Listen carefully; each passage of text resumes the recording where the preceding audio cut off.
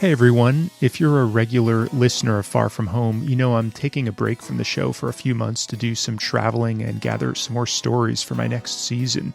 But I've got a bunch of new listeners recently, so I've decided to pop into your feed today to welcome everyone who's joined me, and also to re-share part of an old episode that I'm guessing many of you haven't heard. As I'm sure you know, the nation of Iran has been in the news a lot recently, and just a few weeks ago it seemed like the US and Iran were at the brink of war. Thankfully, things now seem to have settled down, but this seems like a good time to give another listen to a story I produced for the first season of this show. It's about the time a few years ago that I drove through Iran with my brother Drew and our friends Jane and Rosie as part of an 11,000-mile road trip we took across Europe and Asia, raising money for charity. Overall, we visited 18 countries on our journey, but I'm pretty sure Iran was the most memorable and thought-provoking, and the people there were hands down the warmest and friendliest I've met in all my travels. Listening back to this now, I'm reminded that despite whatever cultural and political differences might exist between their country and ours, Iran is a real place with real, everyday people, and that in the big scheme of things, they're really not that different from you and me. I'll pick up the story when the four of us first arrived at the entrance to their country. We pulled up to a highly fortified, locked gate at the border. Strangely, we were the only people there. It appeared the guards were on a break, so we sat in our car and waited. "This is so exciting," Rosie kept saying. Okay, I've never quite been through a border crossing like this. I know, there's a big gate. This is a little... It's very intimidating. I'm checking Facebook while I can, because I don't know if we'll be able to do that on the other side. We stared up at a giant photo of the Ayatollah and a sign that said, "Welcome to the Islamic Republic of Iran." But here we were, still technically in Turkey. After maybe 30 or 40 minutes, an English-speaking guy walked up on the Iranian side and introduced himself. His name was Mehdi, and he was our guide. He reached his arm over and shook our hands. So this is Drew. Good, how are you? Scott. It's good to meet you. This is very weird. We're reaching right across the border here through the fence. So you're going to be travelling with us. Yeah. So we're very excited. Yeah, I can imagine. Yeah. It's going to be a nice journey. It is. Yeah. It's going to be fantastic. As we were talking, an Iranian soldier came over and handed Jane a small piece of cake through the fence. My friends. I will, thank you. That is very, very kind. Oh, you! And then, as if by magic, the gate separating the two countries opened. Goodbye. Thank you so much. Here we go. Let's get in our cars and go. Mehdi helped us translate as we shuffled from desk to desk and building to building, getting our passports stamped, our fingerprints taken, and our car inspected. When we finally finished all the paperwork and continued on our way, I immediately noticed that things felt different from Turkey. I guess I'd describe it as a bit rougher, less Western, and more real. We drove through small towns where the streets were bustling with traffic, past restaurants, auto repair shops, carpet stores, and guys selling watermelons from the backs of pickup trucks. The shops along the main drag were bordered on both sides by large, stunning cliff faces, and some of the buildings were covered with Farsi graffiti. As Mehdi gave directions, my brother attempted to navigate. So keep going straight? Keep going straight. I don't even know. I'm just going and hoping I don't die. After driving on Turkey's excellent highways for the past few days, we were totally unprepared for what we'd face in Iran. As it got dark, faded lines meant it was often hard to distinguish the side of the road from the ditch. There's no lanes. Unmarked speed bumps appeared out of nowhere, forcing us to slam on the brakes. Aggressive drivers zoomed up behind us, beeping and flashing their brights until we let them pass, and people darted into traffic and drove through red lights. What is happening? Basically, there were no rules of the road. It was kind of harrowing, but also kind of like a video game, and it was so ridiculous that it was hard not to laugh. Nerves of steel aside, our other observation as we were driving was that more than anywhere else on our trip so far, we were suddenly being regarded as celebrities. For example, we were heading down the highway when a taxi driver pulled alongside us and rolled down his window to ask where we were from. USA! Yes! He nodded his approval. What did he say? He said okay. Okay. As if I said something else, he was going to ram me. Yeah, he was ready for that. I know. Lots of people smiled, waved, and honked their horns. and others asked how he liked their country. We just got here, but yeah, so far. We had heard before our trip about how friendly Iranians were, but all this attention still blew us away. America's perception of Iran is very, different than what we're experiencing right here. And everybody is incredibly welcoming and happy that we're here, and it's cool. I asked Mehdi more about this a couple of days later as we were walking through City Park in downtown Tehran. How long do you say you've been leading tours? Over than 10 years. And as far as like the number of Americans that you take to Iran, has it increased over time? Yeah, increased, From 2 years ago, I was mostly guiding Americans. Over the past 2 years, it's mostly been Americans. Americans, I really? can say, yeah. Why do you think that is? It's just, like online marketing, just promoted by everybody. Mm-hmm. Do you think there's like better relations between the countries? Things have opened up more now? Yeah, the relationship actually is getting better between Iran and U.S. And many Americans would like to visit. Probably they didn't know before that they can travel to Iran. In general, actually, everyone, as soon as they arrive here, they feel very safe, very, very friendly people. So they all like to meet people around and just stay here longer. I should break in here to point out that our conversation, and all the conversations you'll hear, took place when Barack Obama was still president. Iranians had a generally positive view of America at the time, after the U.S. agreed to lift some of its sanctions in return for Iran reducing its nuclear capabilities. I got a sense of how significant this development was when we passed the former U.S. Embassy, where more than 50 hostages were held for over a year beginning in 1979. So this whole area was the embassy compound, the U.S. Embassy compound? What has this grounds been since it was an embassy? It's taken by the Iranian army. The Iranian army took it over. It was used like as a military base or something? They have some like exhibitions every year here. Okay. It was on a leafy side street, and the embassy's high brick walls were covered with spikes. But what most caught my eye were the wall's colorful murals with Farsi writing. So what does all this say? Oh, there's like billboards, things written all on the they're walls? just like graffitis, mostly paintings, but they all mean like in subtle way that everything is done by Americans. That's right, propaganda murals pointing the finger at Western powers as the cause of Iran's problems. And it actually wasn't so subtle. What is it, the U.S. Capitol, the American flag, Israeli flag on top of the U.S. Capitol. There was also a stars and stripes colored revolver and several images of the Statue of Liberty with a skeleton skull replacing its head. But the majority of the murals were pretty benign-seeming religious quotes from the Quran. Mehdi said it wasn't always this way. Instead of these, actually, before the negotiations, we had lots of bad words about U.S. and Israel.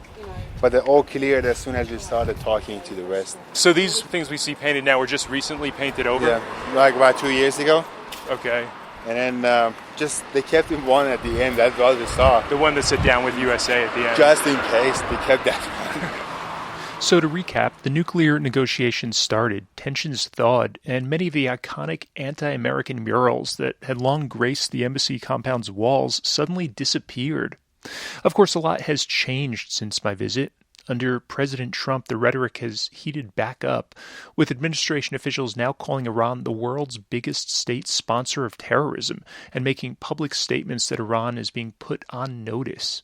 But Mehdi stressed that from what he's seen, even when tensions have been at their worst, the vast majority of Iranians have simply laughed off the government's over-the-top anti-American propaganda and have instead continued to welcome tourists like us with open arms.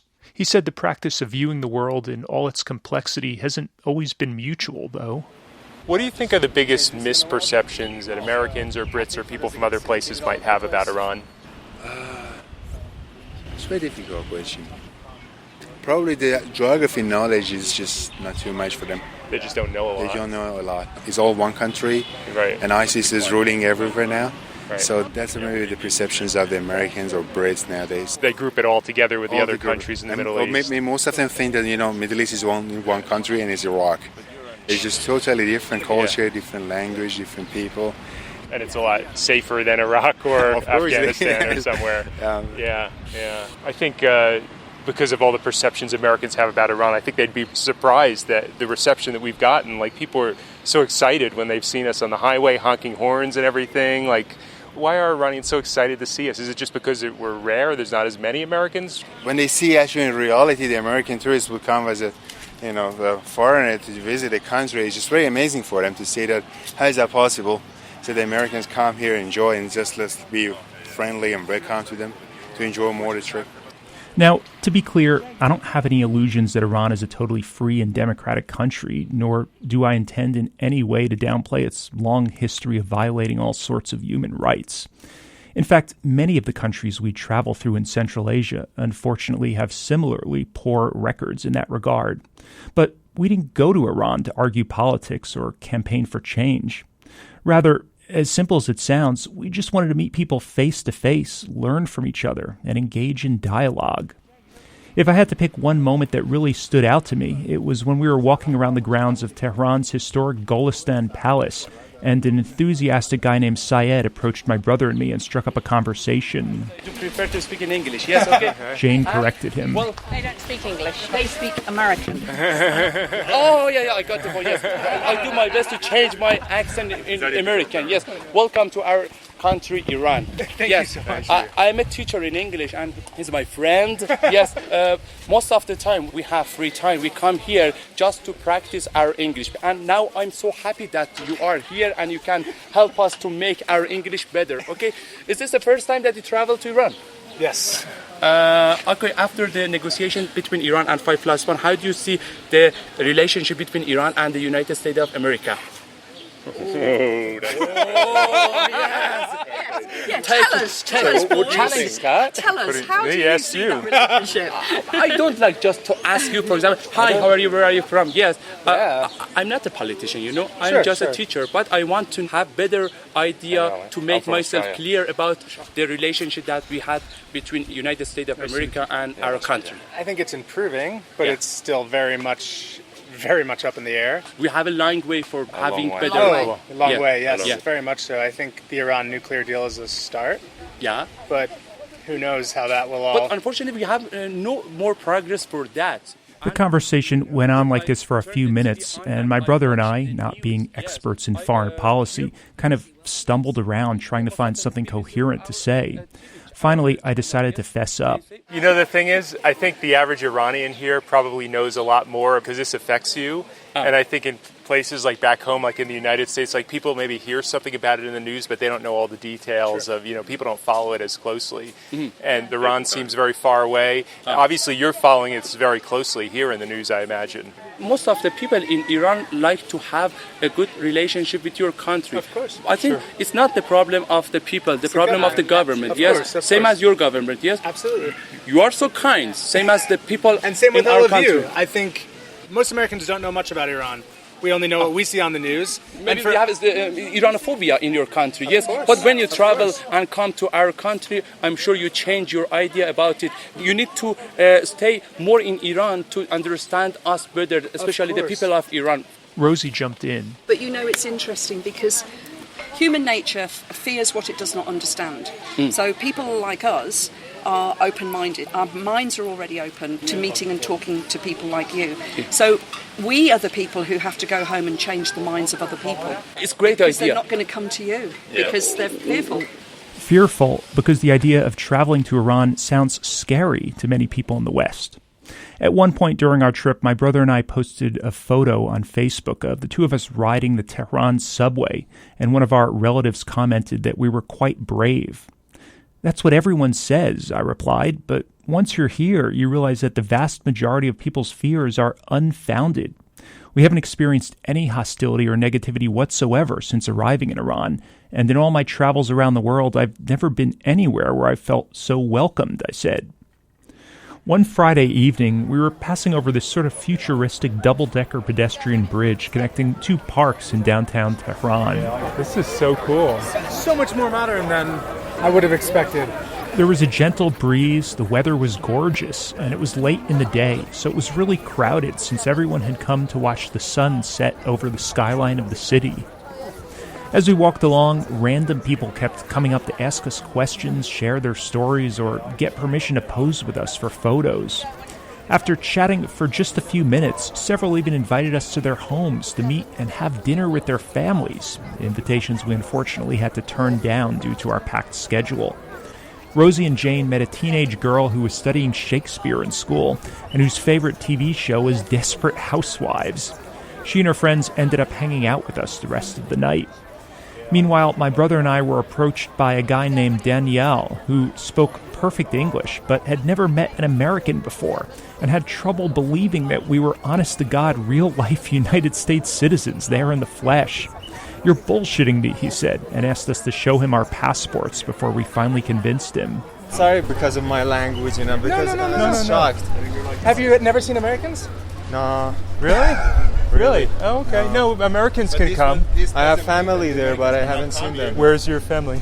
Where, in the United States? New York. Yeah, in New York? Okay, yeah, we live in New York as well. New York. Yeah. Well, I'm actually in New Jersey, but right next to New York. And I'm in New York. So you have family in New York, but you've never gotten to visit them there. No. I just been in contact with one friend from Florida via Facebook, and some chit chat when I was young. Girls in Kentucky and one from Mississippi. Kentucky, wow. Mississippi, wow. But no, I haven't been in contact. This is the first time, and I see American. Really? A Native American, yeah. We couldn't stick around to chat since we had to keep up with the rest of the group, but we said he could tag along if he wanted. So you can walk with us if you want. I don't know if it's okay if I walk with you. Yes. You can keep. Because a friend is just anticipating my. Oh, I'm sorry. Okay. But it wouldn't be a bad thing. Just an American after like 100 millennials. I'm seeing it for 5 minutes would be just 5 centuries. It's right. It's a legitimate excuse. We had a wide-ranging discussion about history, culture, and international relations, and I don't know what I was thinking, but I was surprised by his vast knowledge of Western pop culture. Danielle said he was an avid follower of the Humans of New York photo blog. He referenced the British TV show Top Gear, and at one point he even quoted John Lennon. What do Iranians hear about Americans? Is it negative, positive? Or? In TV, maybe it's kind of not good. But here, it's variant from city to another. In a city like Tehran and like this metropolis, views are more open, more illuminated. Toward the west, it's okay, but in other kind of cities, which they are more conservative. More conservative, of course, right? Yeah. They don't like that much view, but America has a great reputation for, respecting the religions and freedoms of views for Jewish people, for Christians, for Muslims. Excluding Donald Trump recently. Yeah, exactly, yes. It's really interesting to speak with regular Iranians to hear that point of view. I have an ordinary life. I just wanted so much to, come to America and visit my family. And of course, I do love to study there, especially medicine or, architecture. And I don't know if I get the chance or not. I don't know. I think people all over the world are the same, and they love, they hate, they marry, they divorce, they die, they born, and things like that. I wish American would come to my country and us going to America and visit each other. As the first Americans Danielle had ever met, we were representing our country, so it was hard not to feel a little bit of pressure. I mean, we were just engaging in basic human interaction, but here it was in the context of two nations with decades of political tensions. I felt hopeful, though, that our presence had in some small way helped to improve relations and make a difference.